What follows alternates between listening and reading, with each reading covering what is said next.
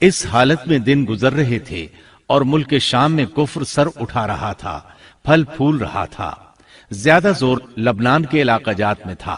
وہاں نئے سرے سے بتوں کی پوجا شروع ہو گئی تھی۔ اللہ کی طرف سے ہدایت آ جانے کے بعد وہ پھر سے خباثتوں پر اتر آئے تھے۔ ان حالات میں بعلبک شہر میں بنی اسرائیل کا ایک ایسا گروہ ظاہر ہوا جنہوں نے ایک بت ایجاد کیا، اس کا نام بعل رکھا، اسی کے نام پر شہر کا نام بعلبک ہے۔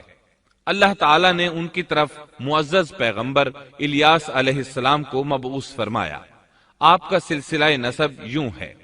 الیاس بن یاسین بن فنحاس بن ایزار بن ہارون علیہ السلام۔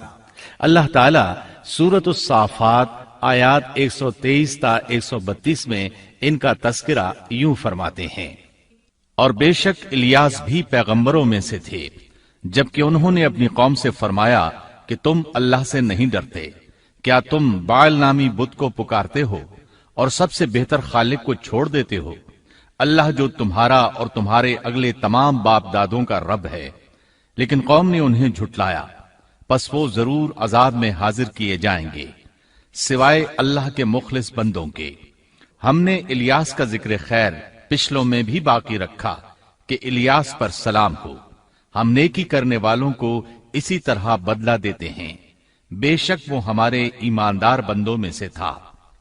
قرآن مجید میں ان کا نام الیاس بتایا ہے، انجیل یوحنا میں ان کو ایلیا نبی کہا گیا ہے۔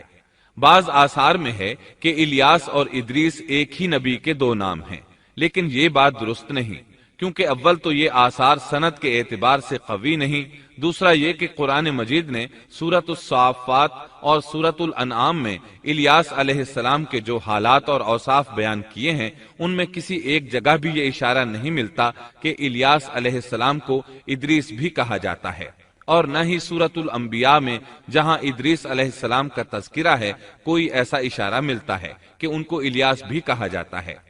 مورخین نے ادریس اور الیاس علیہ السلام کے جو نسب نامے بیان کیے ہیں ان سے پتہ چلتا ہے کہ ان دونوں نبیوں کے درمیان صدیوں کا فاصلہ ہے،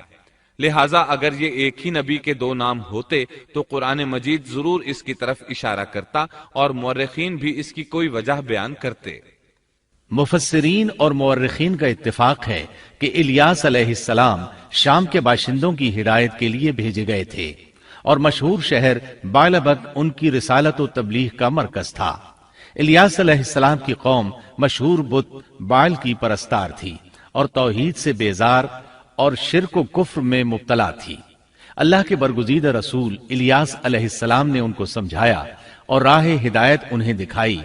اور بت پرستی کے خلاف انہیں واعظ و نصیحت کی اور خالص توحید کی جانب انہیں بلایا۔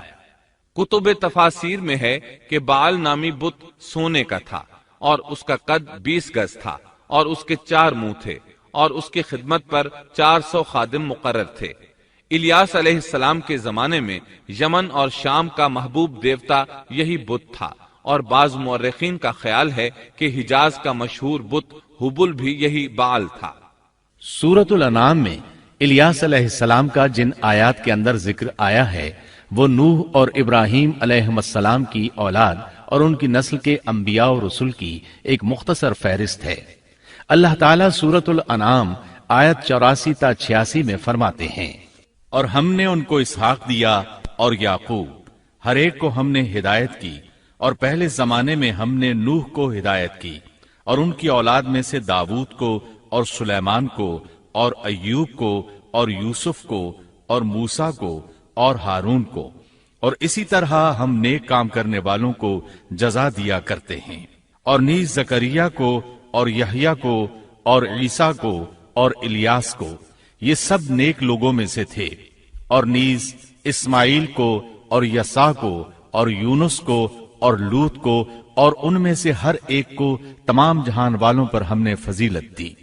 الیاس علیہ السلام اور ان کی قوم کا واقعہ اگرچہ قرآن میں بہت مختصر ہے، تاہم اس سے یہ سبق حاصل ہوتا ہے کہ بنی اسرائیل کے یہود کی ذہنیت اس درجہ مسخ ہو چکی تھی کہ دنیا کی کوئی برائی ایسی نہیں تھی کہ جس کے کرنے پر یہ حریص نہ ہوں، اور کوئی خوبی ایسی نہ تھی جس کے یہ دل دادہ ہوں، اور انبیاء و رسول کے ایک طویل اور مسلسل سلسلے کے باوجود بت پرستی، نجوم پرستی، عناصر پرستی، غرض غیر اللہ کی پرستش کا کوئی شعبہ ایسا نہ تھا جس کے یہ پرستار نہ بنے ہوں۔ قرآن مجید میں بنی اسرائیل سے متعلقہ واقعات میں جہاں ان کی بدبختی اور کج روی پر روشنی پڑتی ہے، وہاں ہمیں یہ نصیحت و عبرت بھی حاصل ہوتی ہے کہ اب جبکہ انبیاء و رسول کا سلسلہ ختم ہو چکا اور خاتم النبیین کی نبوت اور قرآن مجید کے آخری پیغام نے اس سلسلے کو ختم کر دیا، تو ہمارے لیے ازحد ضروری ہے کہ بنی اسرائیل کی مسخ فطرت اور تباہ ذہنیت کے خلاف